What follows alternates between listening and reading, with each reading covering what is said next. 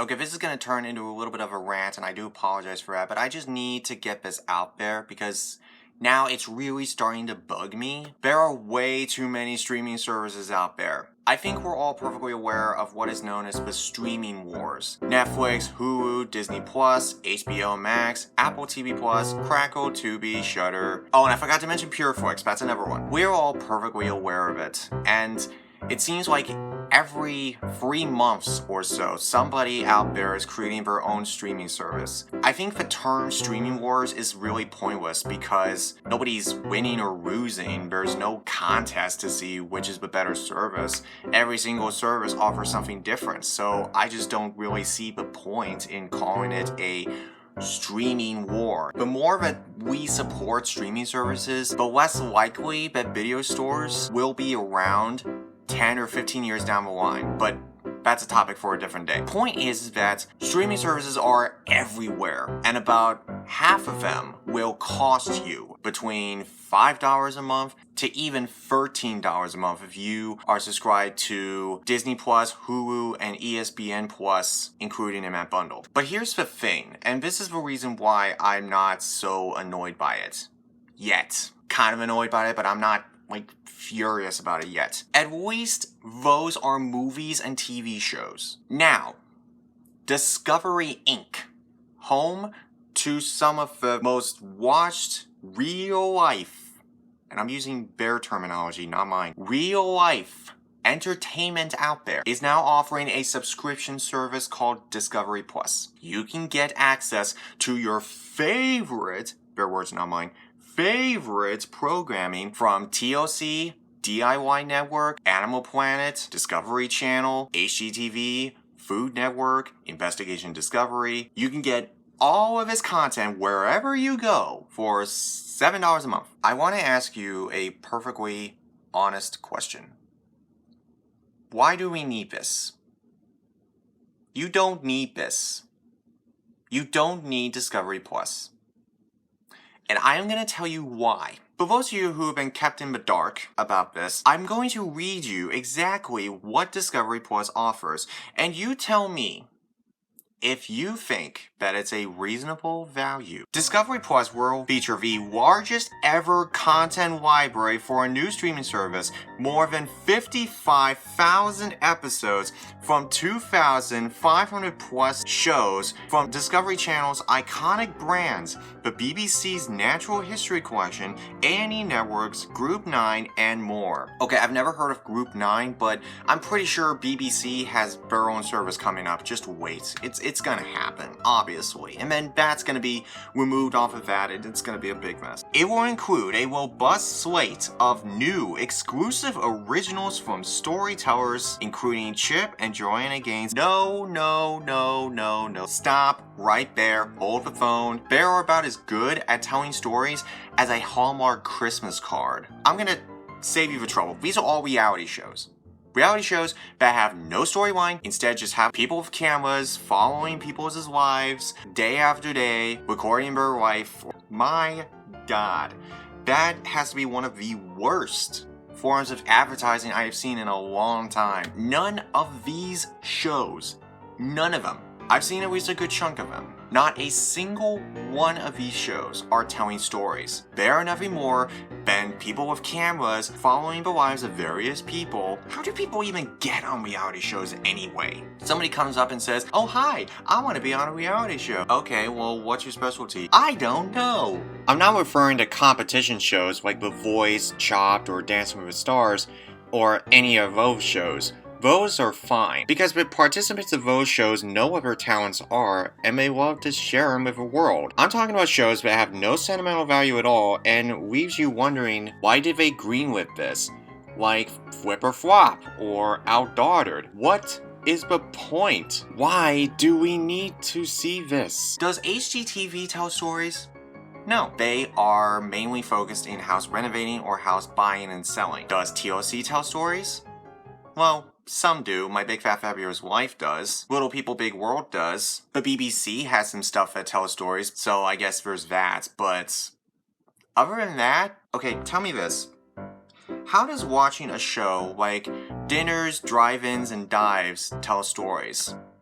How? How is Guy Fieri telling a story when all he's doing is traveling across the country looking for some of the best places to eat? This whole thing, this whole line, is completely vague and unconvincing. 90 Day Fiancé universe comes to Discovery Plus with exclusive new franchises. Have you watched 90 Day Fiancé, TLC? Do you even watch your own show? If you really think that 90 Day Fiancé is that meaningful, shut it off. Because, let me tell you why. 90 Day Fiancé is essentially watching the lives of two people fall in love when they clearly don't know anything about each other, watch their struggle through their 90-day relationship, then decide if they want to actually get married, and then you realize once they actually do get married, they're going through mental anguish. And by the way, in the commercials, they have been advertising the heck out of 90 Day Fiancé. Why?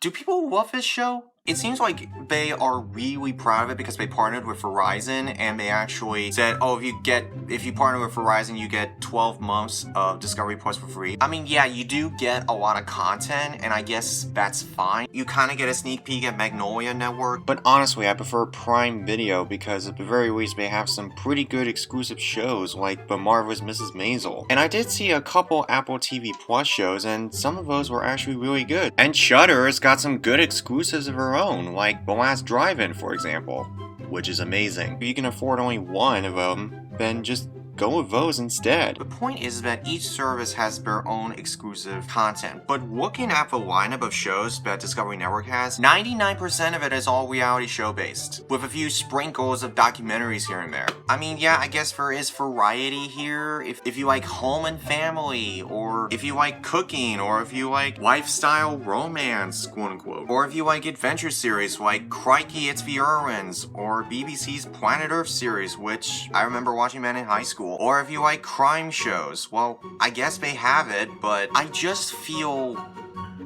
annoyed by it. All of this should have been provided for free. And you know why? Because you can literally watch all of these shows on your regular TV with your cable or satellite provider. By the way, that is my biggest problem with Discovery Plus and why I do not believe you need it. The reason why you do not need Discovery Plus is because you can watch all of these shows from TLC, BBC, Discovery, Food Network, HGTV, the works. You can watch all of that on your TV live without needing to connect to the internet and without needing to do a bunch of sign-up work. It's just sad that this is the world that we live in. A world where it's riddled with reality TV that is partly convincing, but partly not convincing. And it pains me to know that people love these shows. They watch them all the time. And yet, tell me, why do people love Discovery Networks now? Why do people love reality shows? Why are TV airways populated with this? I don't understand. Save that $7 a month and get Disney Plus. You at the very least will get a huge library of content, plus original shows that you can't find anywhere else, plus a whole catalog of Disney classics.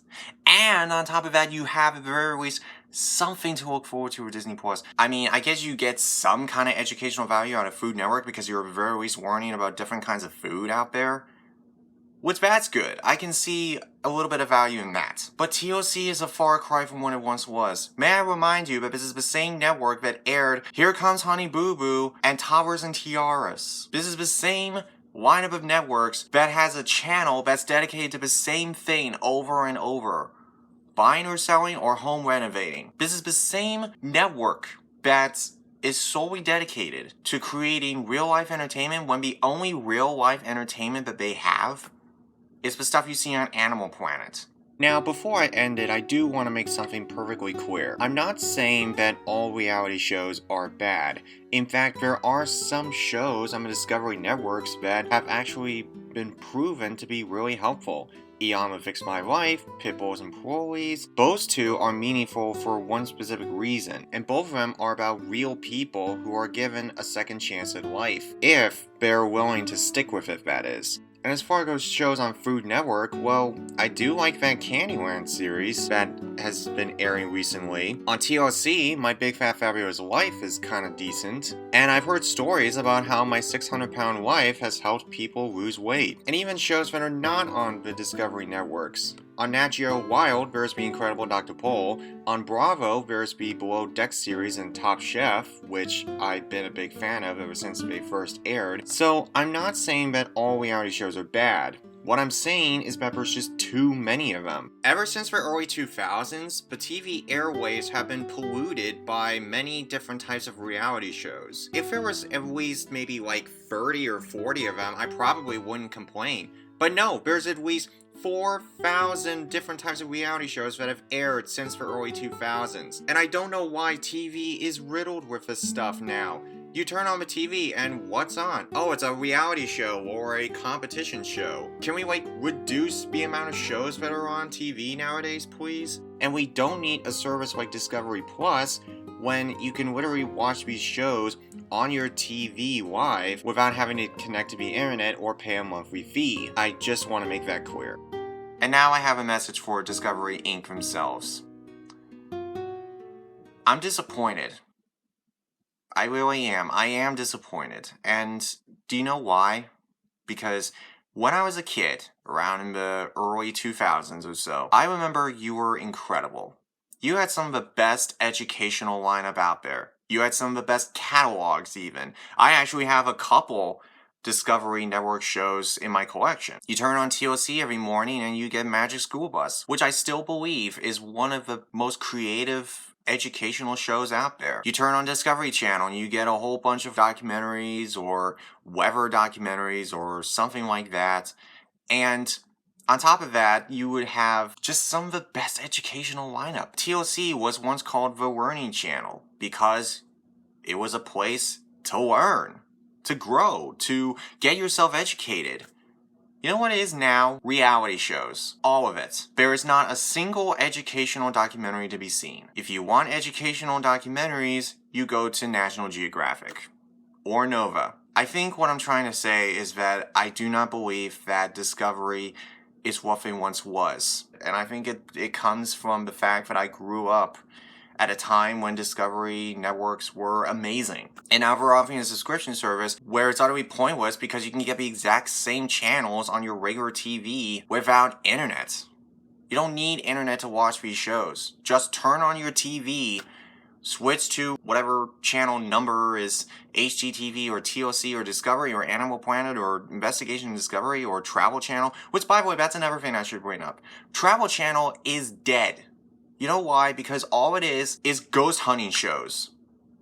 When I was a kid, it had shows about roller coasters. It had the best vacation hotspots. Now it's only ghost hunting shows and stuff on UFOs and other horror-themed content. It's just disappointing. If you like these shows and you get some use out of it, then there's nothing more to say. If you want to support Discovery, just watch them on your regular TV live. This has been a public service announcement. Thanks for watching. Man, I'm done.